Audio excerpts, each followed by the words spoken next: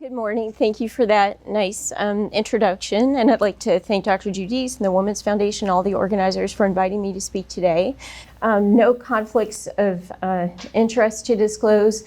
However, I will say here, I like to tell you, I of course always do my best to give you evidence-based guidelines when I talk about therapy, but sometimes guidelines are all over the place. And in those cases, I will tell you what I do and usually, tell you why I do what I do. And obviously I'm a specialist, so of course I'm biased by what I see. So lots of times by the time, kids get to me, they've already been seen by other folks. So that's just something to keep in mind as I talk about cases.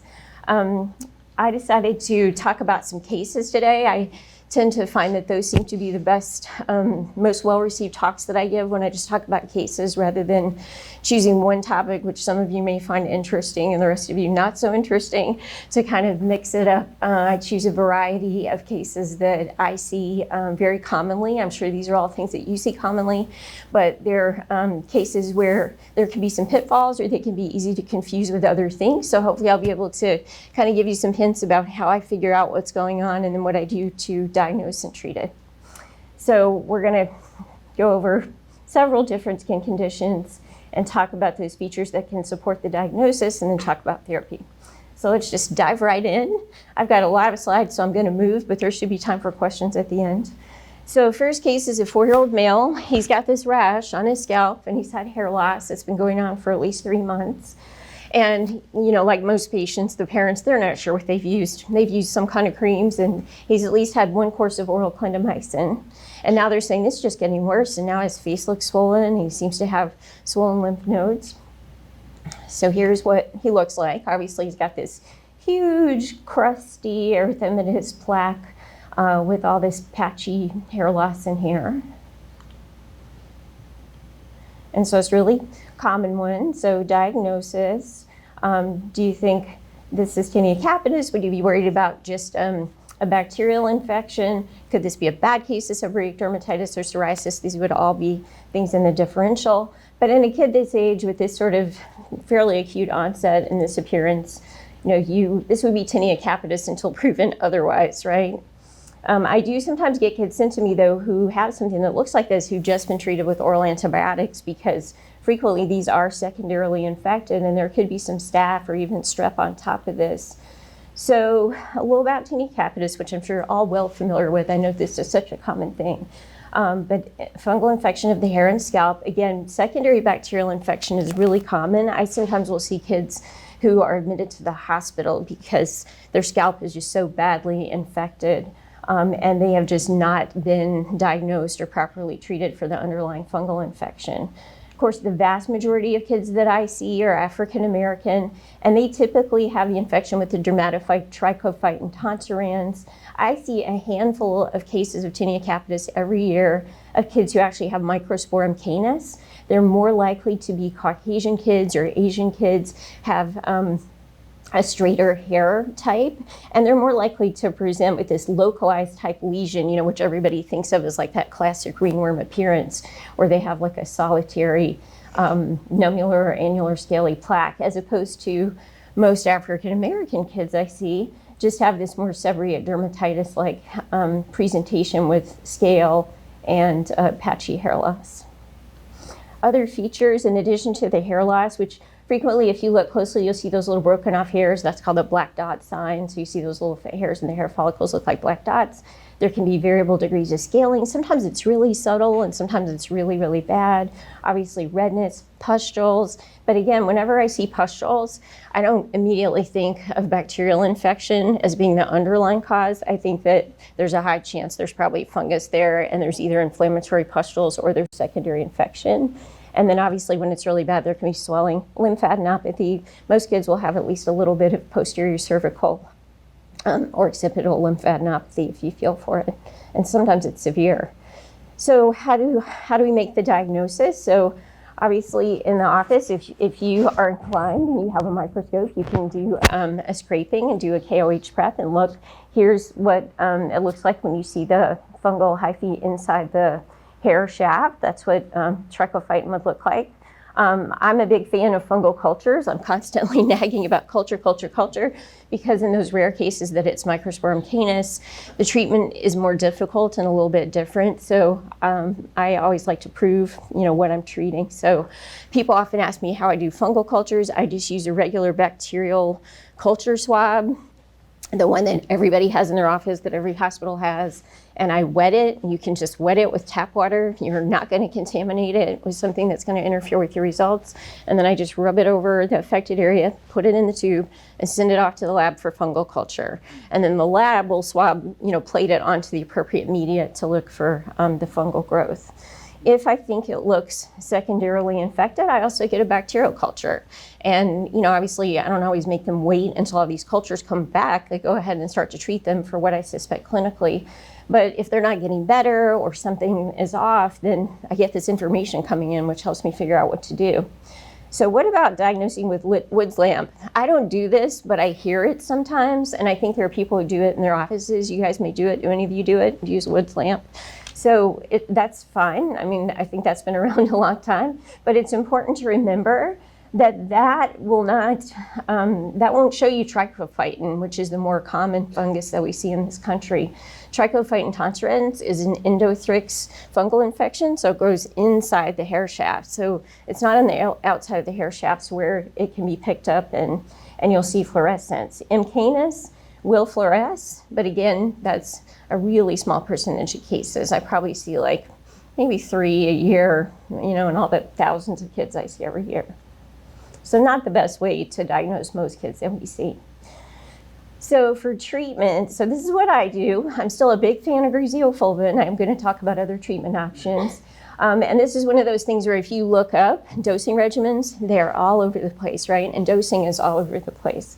And so for me, I'm going to be biased towards treating at a higher dose and for a longer course, because I get kids sent to me every day as treatment failures with tinea capitis who've already been treated with griseofulvin, sometimes for months. But they've maybe, in fact, the other day before I left to come here, I had at least 2 in one clinic, and one of them had been getting like 5 mg per kg per day of griseofulvin, which is just not enough. I mean, there may be some kids who get better with 10 mg per kg per day. Those aren't the kids I'm seeing. So I dose, usually I use the microsize because that's the liquid, at 20 mg per kg per day, and I give it for 8 weeks. I like griseofulvin. It's been around a long time. It's really safe. It's FDA approved for kids down to age 2. I don't have any trouble getting it covered by Medicaid. Most kids I see in my area have some kind of Medicaid insurance. Most kids take it fine, and so I like it. It usually works. Obviously, there's some other choices, which I'm going to go over briefly. And then I always add ketoconazole shampoo. I know some people like selenium sulfide shampoo. That's fine. The ketoconazole helps with flaking and itching, and also helps to decrease shedding of spores, so it may make them a little bit less likely to spread this to somebody else. So the other choice is terbinafine. So for a while, terbinafine was available as granules, and the granules were actually FDA approved down to age 4, but they took the granules off the market a few years ago, and I never had good success really with their availability or coverage by insurance anyway, so I was never a huge fan of the granules. As far as I know now, just the tablets are available. If for some reason I use the same dosing I use for onychomycosis. But as far as I know, the tablets don't have a new FDA indication for children, so this would be off-label because terbinafines, the tablets are only approved for adults. Some people do like it, though. I know some dermatologists who favor it. The course is a little bit shorter. There are some studies suggesting it may be a little bit more effective for T. tonsurens than griseofulvin. However, when I looked up those studies, the doses of griseofulvin they were using were actually low, so they were more like the 10 mg per kg per day, not the 20. So I certainly don't think it's a lot more effective than griseofulvin.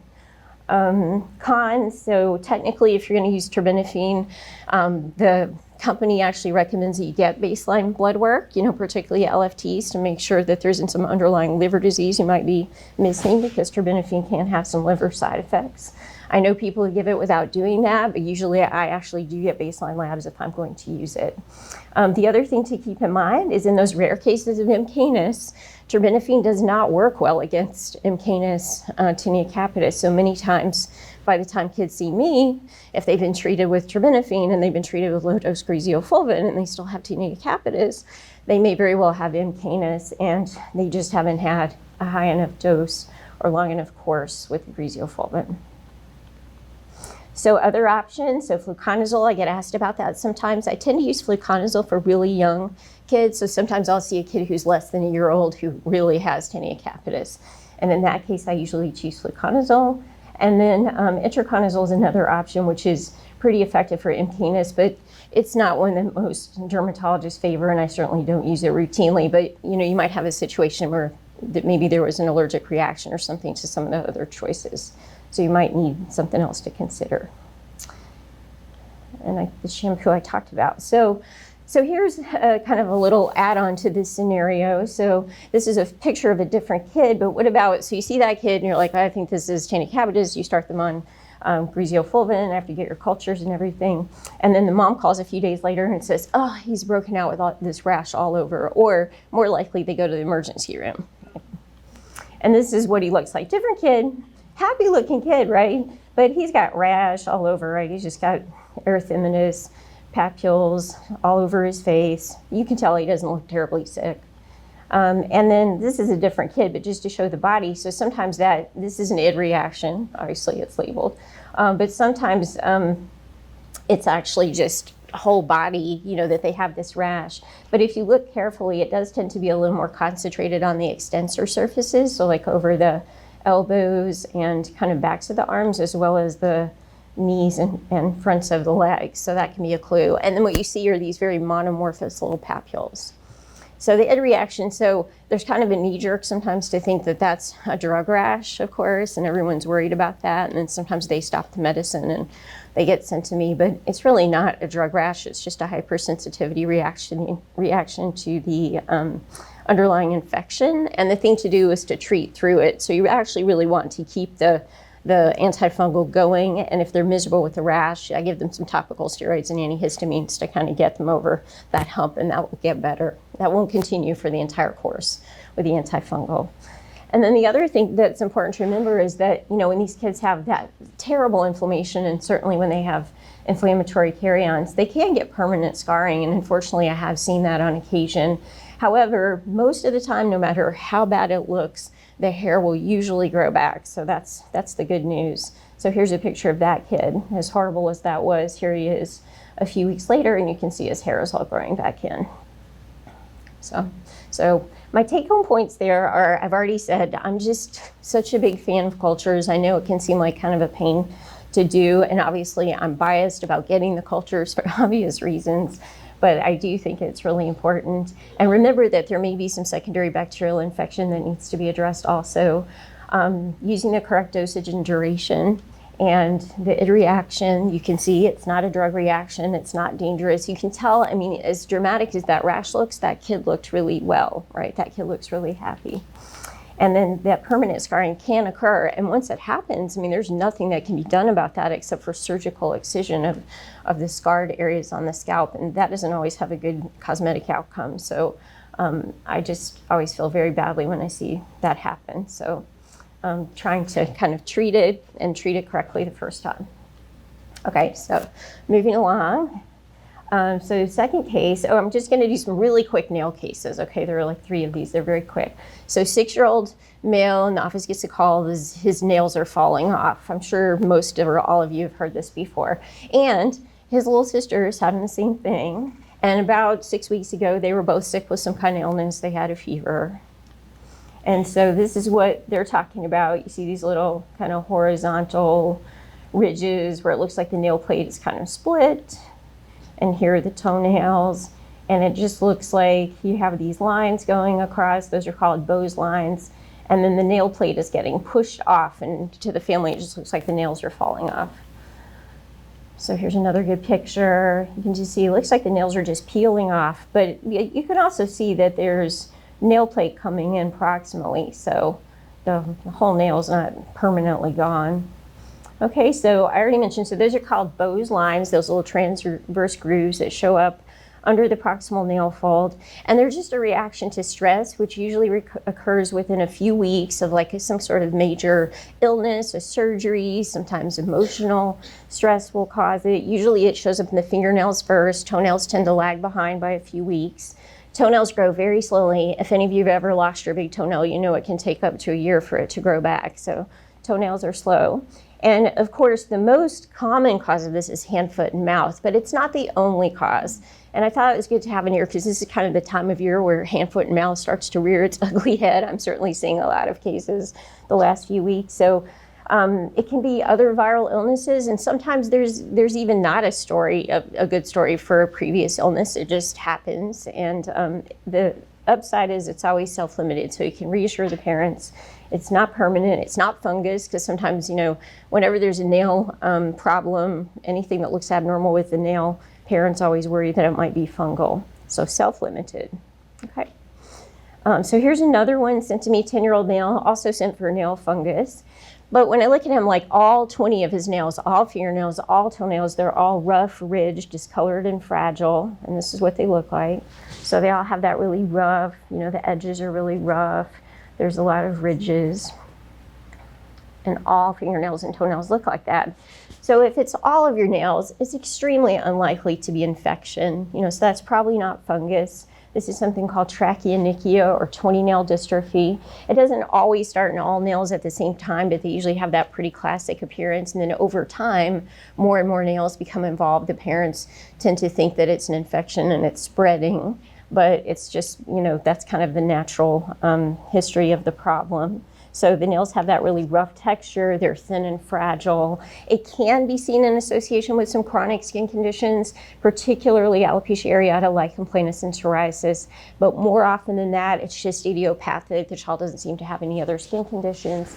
It can improve spontaneously over time. I have seen that happen, but there's no guarantee. And I think, you know, it's pretty unrealistic for people to expect that it's just going to get better. Treatment is really difficult. Sometimes people use topical steroids under occlusion or inject steroids into the nail matrix, but obviously that's really painful and, you know, hard to do for a lot of reasons. So it's a very frustrating one. But again, it's not fungus. So if all the nails are affected, so that's kind of my take-home point. If you see it and it's all the nails, it's probably not an infection.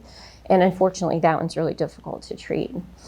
So just one more quick one with the nails. So another one, they always get referred to me for nail fungus. So the rest of his toenails look fine, and it was just toenails, and it was just these two big toenails, right? So what you see, there appears to be some splitting here at the distal edge of the nail plate, and that actually looks like a little hemorrhage underneath the nail plate. And these other nails look completely normal. So that's actually a pretty good presentation for just trauma to the nail plates.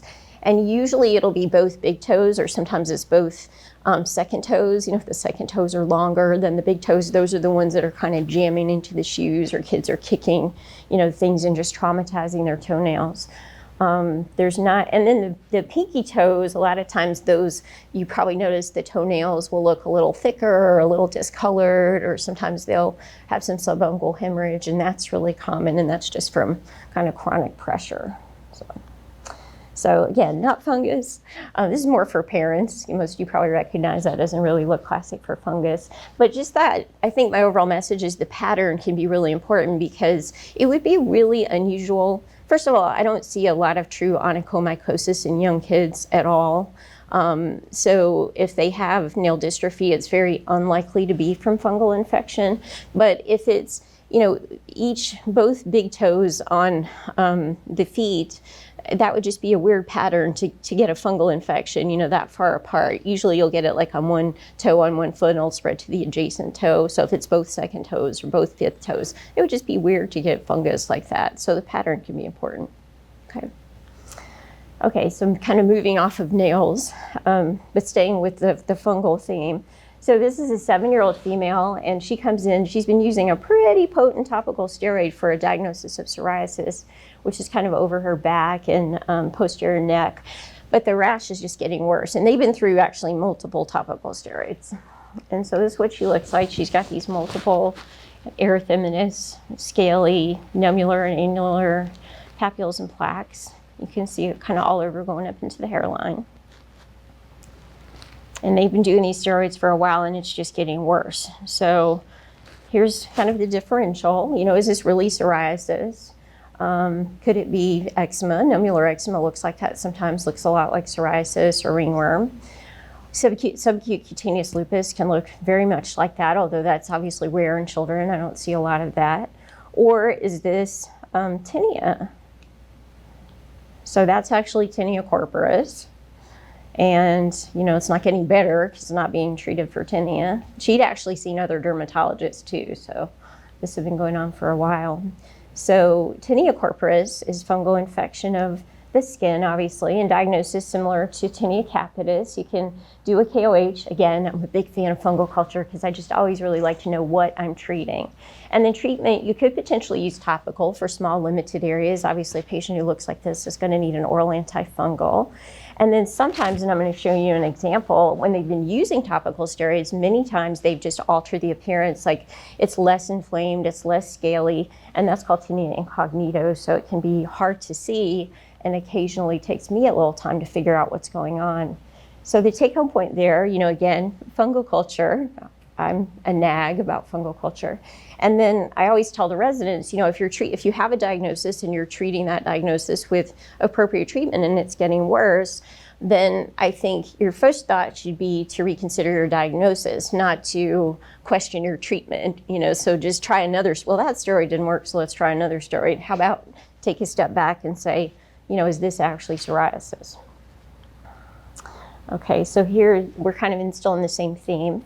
So this 8-year-old female, and she has an enlarging lesion on her right thigh. It's been there for a year now, and they've been treating it for a long time with lots of topical steroids. And it got a little better initially, but then it just kind of plateaued and it won't go away. So now she's just got this kind of violaceous, kind of poorly defined patch that's studded with some pink papules, maybe a few pustules. Seems to have a little bit of an annular, you know, prominent rim, but not scaly. So not really classic ringworm, right? But that's a good example of tinea incognito. And when the fungal infection is that persistent and it goes deeper into the skin, into the hair follicles, that's something called Meioki's granuloma, and that will really always require systemic therapy.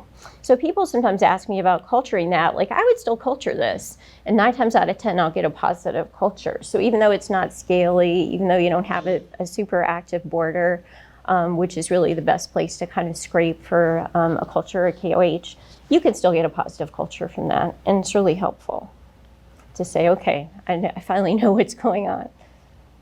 So. I'd like to say a word about combination products because for me, and again, this is my personal bias, I'm not a fan of these. So these, you know, some brand names, Lotrazone and Mycolog, these are where you have the creams that are antifungal plus the topical steroid. But so many times in dermatology, patients come to us looking like that last little girl, and they've been using something like this. So they're, you know, someone wasn't really sure, is this inflammatory or is this fungal? So I'll kind of try to cover both of my bases. And it may work sometimes, obviously, but by the time I see them, they've usually just had persistent infection. And unfortunately, these topical steroids are fairly potent, so many times we'll actually see the steroid side effects like atrophy and stria and telangiectasias that everybody, you know, fears so much. I rarely see those in reality, but this is one of the situations where I'm more likely to see it. So I just really recommend staying away from them. Some of you may love them. If you do, I'm sorry, but I'm just not a fan. I would much rather that you get a culture, you know, think about the history, think about it, what it looks like, make an educated guess, you know, tell the family, look, I'm not totally sure. If they can look the same, we're gonna go with this. And if it's getting worse, you know, then that's a clue. And then you get your culture back and then you know what you're treating and you know what to do instead of just, you know, guessing, which, okay, so that's tinea incognito. So to keep it in mind, you know, when you see that rash, it's like, it's just not getting better and you're not really sure what's going on. I had one on the face of a little boy recently that was very much like that. And avoiding those combo products would be my biased recommendation. So next case is a healthy 2-month-old female. She's had a rash for at least a month. Had some unknown oral antibiotic. She might be a little itchy. Obviously, she's a month old, so she's not scratching, but she maybe seems uncomfortable. She's not had any fever or systemic symptoms. The family denies any contacts with anyone that they know to be ill or has a similar rash. So here's the baby's back. And so I think the thing to notice about this is it's very classic for the diagnosis, which some of you probably recognize already right away. But there's always this background rash that looks very much like a viral exanthem. It's kind of a fine morbilliform, pink macules and maybe papules. That's always in the background on the trunk and often on the extremities. And then superimposed on that, you have these fewer in number, larger, often scaly, sometimes kind of crusty papules and papulonodules, okay? And so here's another close-up so you can really see there's that background fine rash, and then these lesions on top. And so actually this kid was sent to us from an outside emergency room. The parents had told there was concern it might be Langerhans cell histiocytosis. I have more than once seen babies with this actually life flighted from outside hospitals to our emergency room and hospital because the rash looks terrible. I mean, the kids don't ever look that sick, but the rash looks really bad, so it really scares people. And so, and I have seen patients with this who have been told that they have all of these things, but that is scabies. I'm sure many of you recognized it, if not all of you. And I have many, many pictures of babies who just look like that. They always look like that, no matter what their complexion. That is what an infant with scabies looks like. So obviously the skin findings are somewhat variable, but we just went over the classic features. I always look for burrows. Infants don't scratch very effectively, so you're very likely to find an intact burrow with a mite in it if you know where to look. The best places to look on babies are actually around their ankles and wrists. And I, as a dermatologist, I carry a little dermlight dermatoscope which magnifies, and I can very often see the mite. It's like a tiny little brown dot right at the end of a burrow. But infants will have rash all over. They just tend to react the most strongly to the infestation. They have the worst hypersensitivity rash, and then over time as it goes on, they may develop scabetic nodules, which can be very persistent.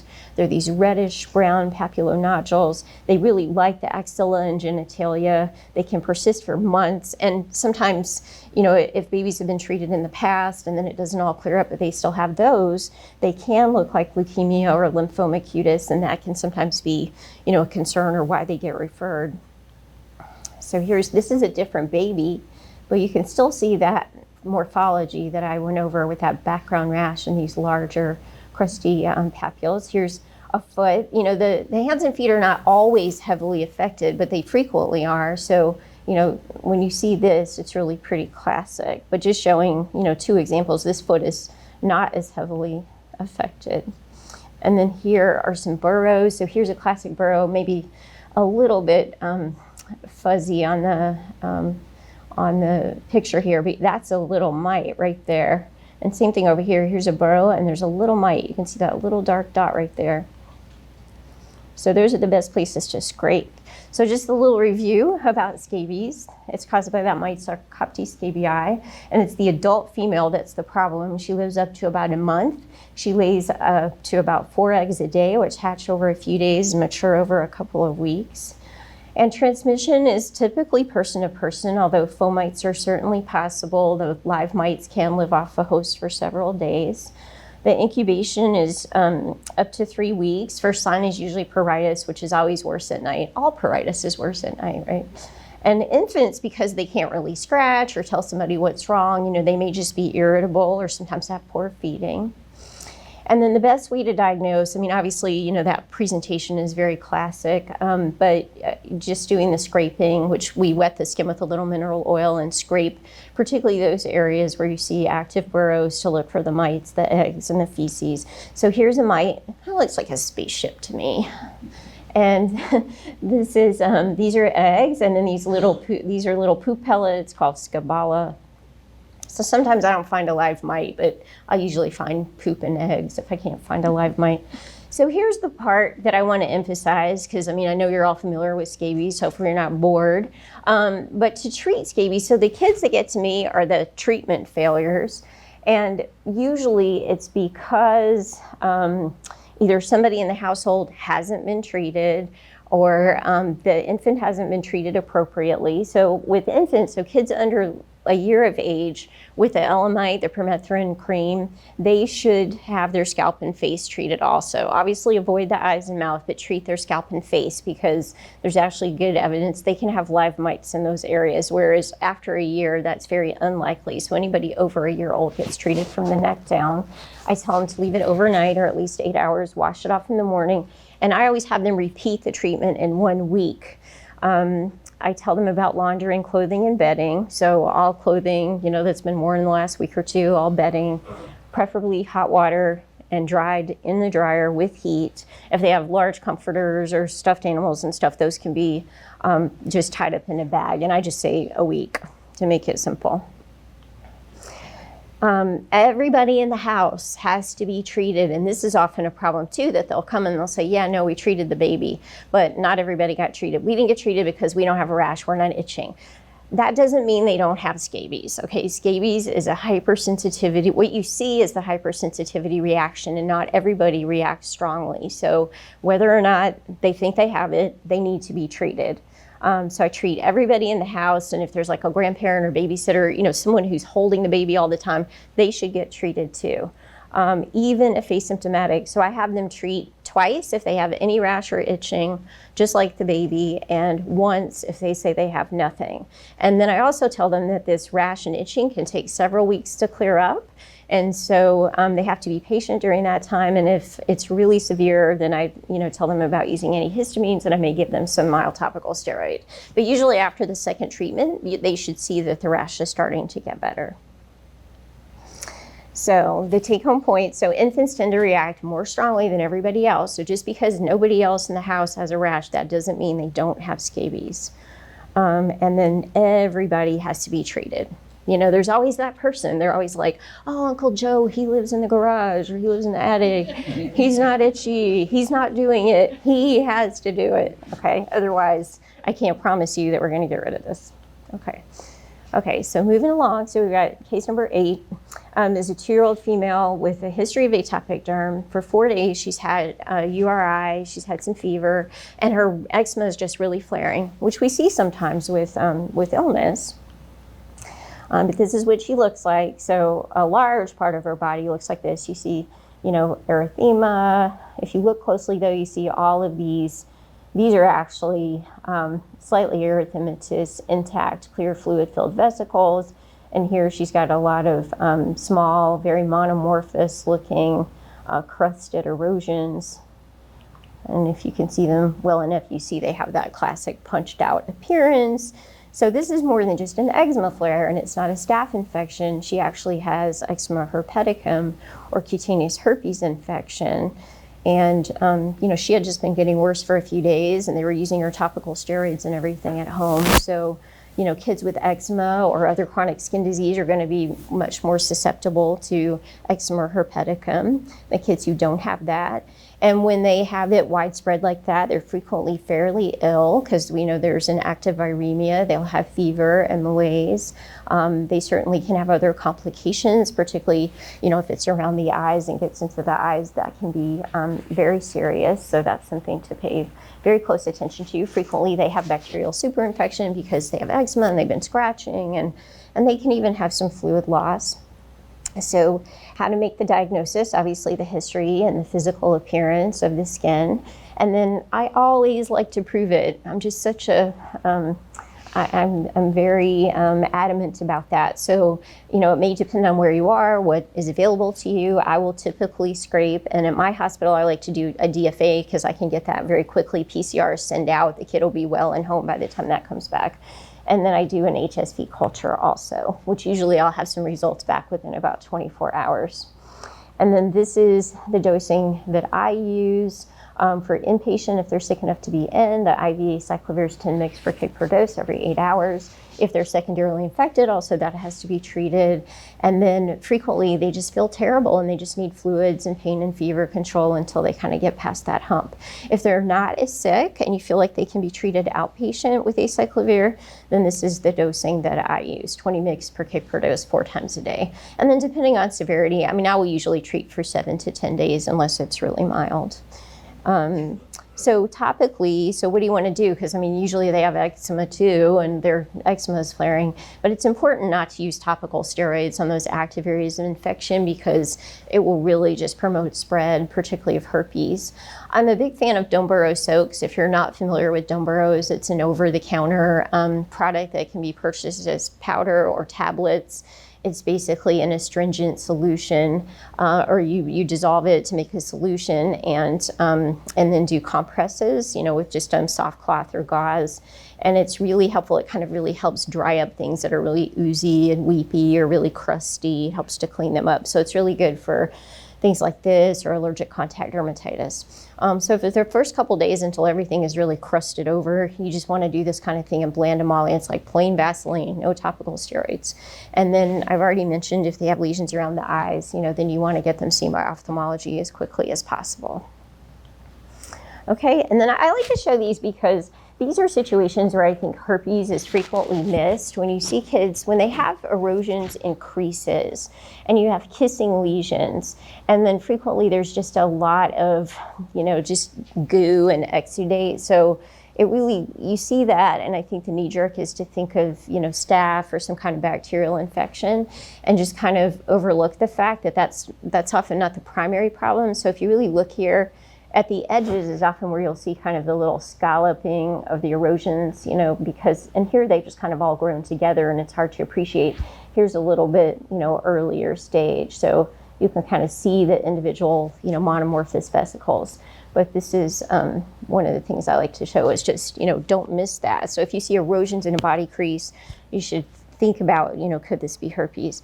Here's another one. So this was an unfortunate child, got this between the butt cheeks, and by the time we were called, and I think there was a concern for potential abuse of some kind, this had all just kind of grown together into one big erosion, except right here at the edges, you can see those little monomorphous erosions that were vesicles. So that's another one. The primary underlying problem was actually herpes. And then the other situation where I see it get missed a lot is just with impetigo. I'll have kids refer to me for recurrent impetigo in the same place, and it's always getting treated as impetigo. And yes, this is your classic golden, honey-colored, sticky-looking crust, and there's definitely some secondary impetigo here.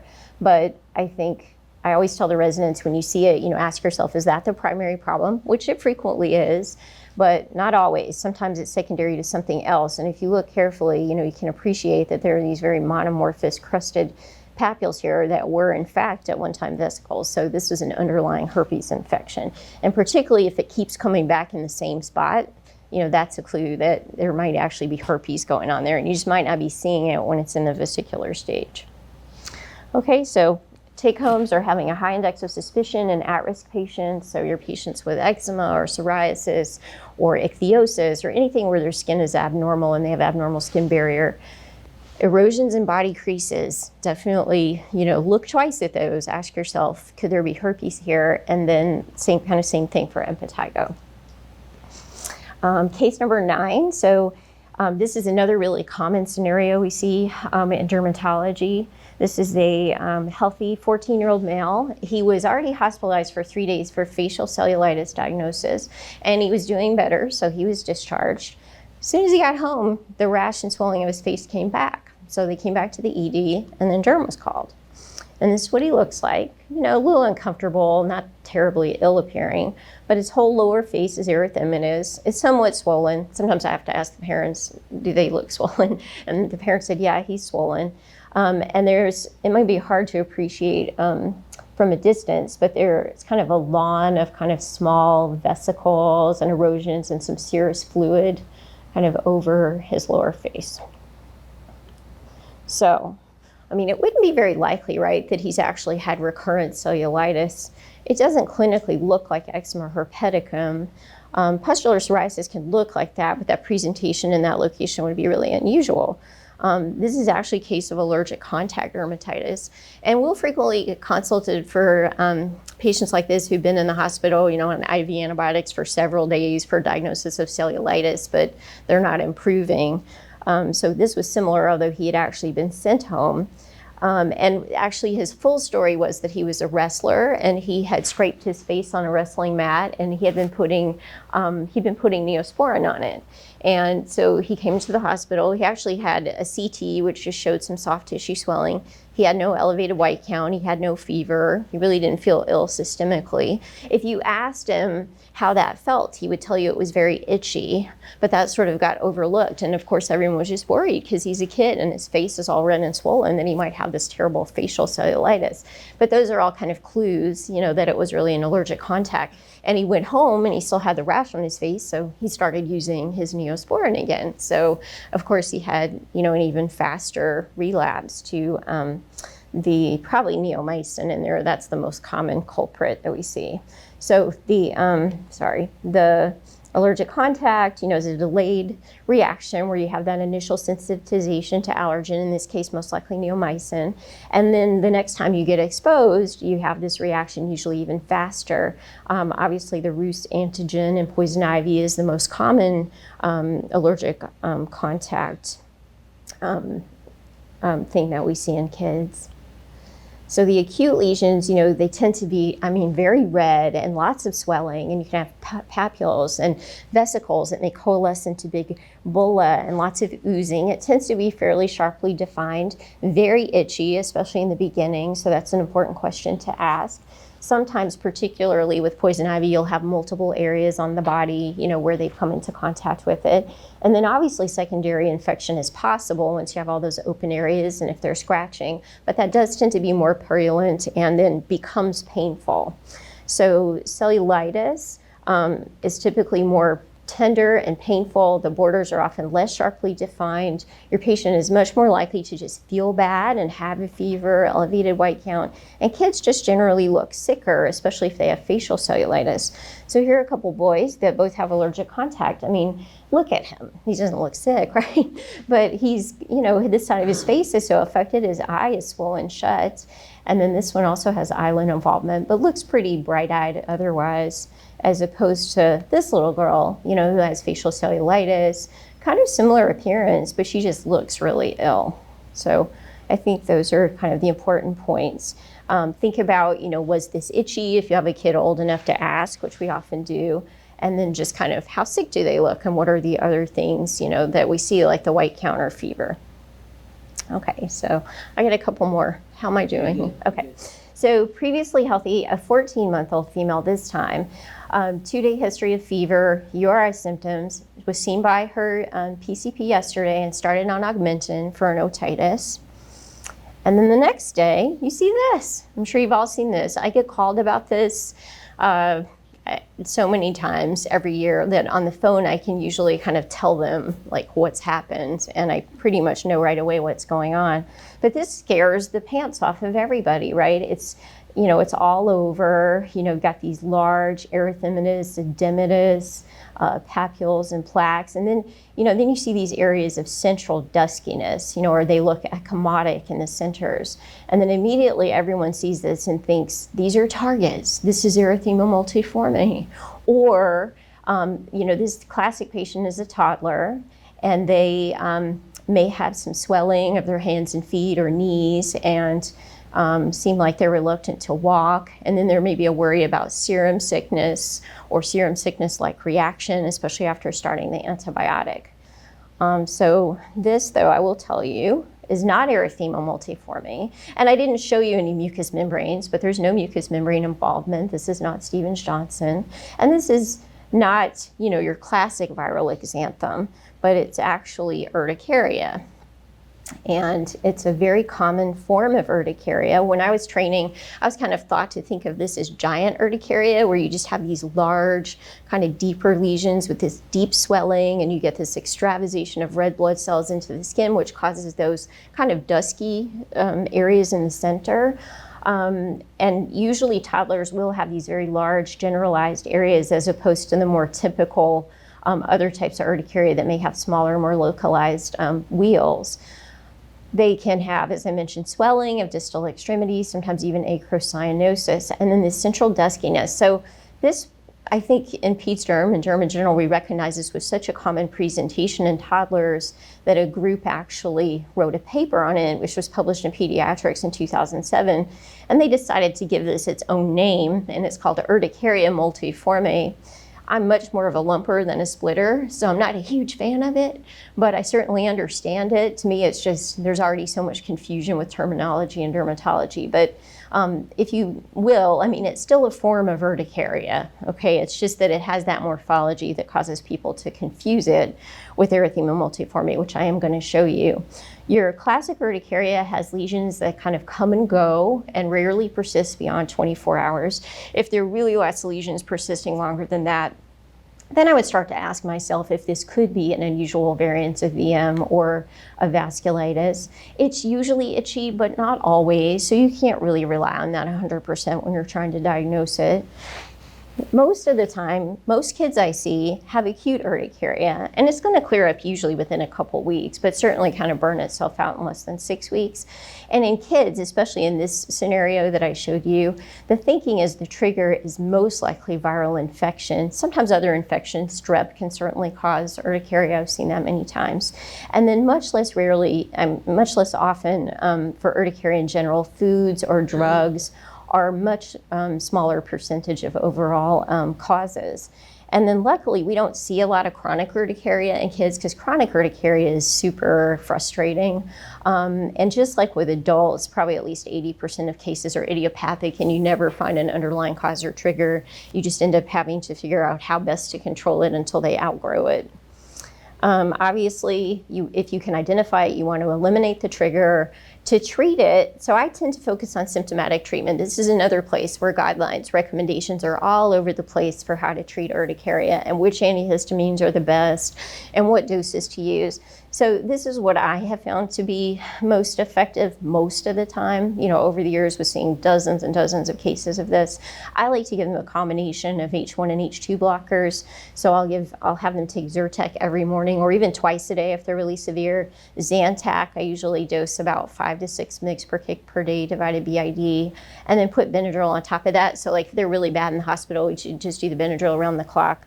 But if they're fairly well controlled without it and it makes them too drowsy, you know, they can just kind of give that every 4 to 6 hours, you know, as needed on top of these.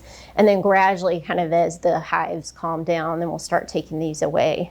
The other things you can do that can be helpful symptomatically, like cool baths or compresses, and there are over-the-counter cooling lotions. A couple brands are Sarna and Eucerin Calming. Some kids like those. But I'm always careful with those with toddlers because that mentholated feeling, sometimes it feels kind of like burning to them, and they are not hugely okay with it. Sometimes they don't like it. Okay, so how is that different from EM? So I'm going to show you. So when you see that, I think don't panic, because even if it is EM, EM very rarely progresses to Stevens-Johnson or TEN. So that's not an automatic. Your mind shouldn't automatically go to the worst case scenario of all their skin falling off, okay? And remember that everything round is not an actual target. So those other lesions I showed you with the dusky centers are not really true targets. These are more classic lesions of EM, which I always teach the residents to kind of think of it more as lesions that have signs of central necrosis. So in the middle, you'll nearly always see an edematous papule vesicle or a hemorrhagic crust. So there's actual epidermal necrosis right in the center. But classically, you want to see 3 zones of color change. So you have kind of a little erythematous rim, and then a zone of pallor, and then kind of a central zone where there's more redness and swelling. They tend to be on the smaller side like this. They can come up anywhere on the body. They can affect the palms and soles. They appear over several days, and they are fixed. They don't come and go. They don't move around like most urticaria, and they're usually pretty asymptomatic, although they may have some slight burning or itching. So pretty different from urticaria. And then some patients with EM will have some mild mucosal involvement. Up to 50% may have a little bit of swelling or crusting of the lips, which can obviously be worrisome for Stevens-Johnson, but it's much, much milder than the mucositis you see with Stevens-Johnson. And remember that to make the diagnosis of Stevens-Johnson, I mean, it has clinical criteria. You have to have involvement of at least 2 mucous membranes to meet criteria. So if it's just your lips that are mildly affected with that rash, you don't meet criteria. That is not Stevens-Johnson. And then those lesions will usually heal over 2 to 3 weeks and can leave some color change behind, especially if your patient has, more olive or brown skin, but they don't usually heal with permanent scarring. And treatment, again, it's largely symptomatic. If they're itchy, oral antihistamines. If they have vesicles or bulla, the Domboro soaks are helpful. And then just Vaseline, some good plain bland emollient. And then in the beginning, yes, we monitor them closely to make sure they're not developing more skin involvement or more mucous membrane involvement. I feel in general steroids are not really indicated. The literature is all over the place in terms of whether to give steroids for EM or steroids for urticaria. But in general, I haven't found them to be super helpful. I mean, most kids who get sent to me with urticaria, many times they've already gotten slugs of IM steroids in the ED and short courses of oral steroids, and they still have it. So, sometimes it's helpful, sometimes, very short term, but I think in the long term, most kids really don't need them. And then just to show you a couple pictures of kids who actually do have Stevens-Johnson, and you can see in these pictures that they meet criteria. They've got that rash that's very classic for erythema multiforme. Obviously 2 different kids, but you can see, the little central vesicles and crusts, and you can see that they both have full conjunctival. She's got bilateral subconjunctival hemorrhages. You can see, his conjunctiva very red, and they've got these just bloody, thick hemorrhagic crusts on their lips, so much more severe. Okay, so 2 mucous membranes. So one more case. This is number 11, so 15-month-old male. He's had a little runny nose and low-grade fever, and then this rash. Okay, so what you see, kind of erythematous macules and papules, some of which look like they have a little bit of a crust in the center or a little tiny central erosion. And just from looking here, it looks like it's a little more concentrated on the extensor surface, right? Dorsal hand, forearm, over the elbow. And you can see a little bit down on the leg. And so here's what the kid's legs look like. So same morphology, kind of clustered more around the knees and the dorsal ankles. And then if you look at the hands and feet, if you're lucky, you might see some edematous papules or kind of papulovesicle on the sole of the foot or palm of the hand. And so this one, I'll just tell you, is that presentation of atypical hand, foot, and mouth. And I've definitely started to see it rear its ugly head in the last few weeks. It is, so, I mean, I'm sure that all of you, in the past saw lots of classic hand, foot, and mouth. I feel like when I was training in pediatrics, I saw hand, foot, and mouth. But ever since I finished my dermatology training and started practicing, I feel like I have only seen cases of atypical hand, foot, and mouth. So the classic we know is usually caused by Coxsackie E16 or enterovirus 71. The patients might have a little fever, malaise, the classic herpangina, the rash with the papules and vesicles, which tended to be more distal, but sometimes would affect the buttocks. But there was more heavy involvement of the palms and soles, right? Whereas, maybe 10 years ago now, and this one started to show up all across the world and was finally determined to be this strain of Coxsackie A6, causes also kind of a mild viral illness. And then this rash that is really much more prominent and has much more, sometimes more just severe features, can have a lot of different morphologies, even sometimes frank bulla, petechia purpura, tends to have kind of a Giannotti crusty-like distribution, so likes, the facial cheeks, the buttocks, extensor surfaces. If the patient has a history of atopic derm and has like active eczema, it will tend to kind of favor those areas of eczema. So that earned that particular presentation the name of eczema coxsackium. But it's still, again, I'm a lumper, so it's still atypical hand, foot, and mouth. You guys know, the transmission routes, the incubation take several days. And then interestingly, this is a virus that can have shedding for several weeks. So sometimes there's this question of like, how long do you keep them out of daycare? And, what do you do? Because you don't really know if they're still shedding. But what I usually say is if they're afebrile and all their lesions are dried up, they're probably about as, non-contagious as you can, promise that they'll be for a while. So I think it's probably safe for them to be, back in contact with other kids. The rash itself usually takes 1 to 2 weeks to kind of run its course and start to dry up. It may take a lot longer, or another week or two really for it to completely clear. And then treatment is largely supportive. So just kind of trying to keep them comfortable. I don't find that topical steroids usually help all that much with it, but it's certainly not harmful to try them if they're very itchy. And then I had just another close-up picture, because I get a lot of calls like in the hospital for this, where the kid's been admitted for eczema herpeticum, because so many times these do look a little bit vesicular. But I think the key is that these are all kind of different sizes, where herpes really does tend to have that very monomorphous morphology, where the lesions are all very similar and look like you just took a little cookie cutter. In this case, these are different. They're small ones, there are large ones.